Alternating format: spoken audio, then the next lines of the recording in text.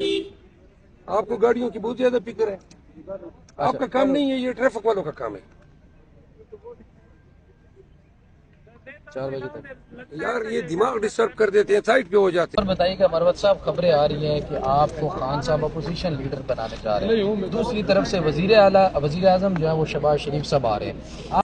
تو میں نے اعلان کر دیا کہ جائیں گے, یا جنگ ہوگی یا پھر مجھے میرا فارم 47 دیں گے.